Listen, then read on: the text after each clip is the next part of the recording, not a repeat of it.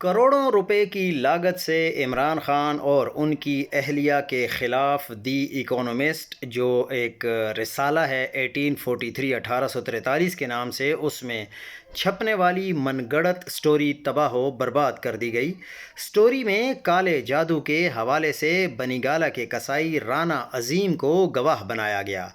رانا عظیم نے جھوٹ بے نقاب کر دیا۔ 15 سال سے عمران خان کے گھر گوشت دے رہا ہوں، آج تک جادو ٹونا یا بکرے کی سری کا استعمال جادو کے حوالے سے نہیں دیکھا۔ جو بکرے ذبح کرتے تھے ان کے سر تو میں ساتھ دکان پر لے آتا تھا۔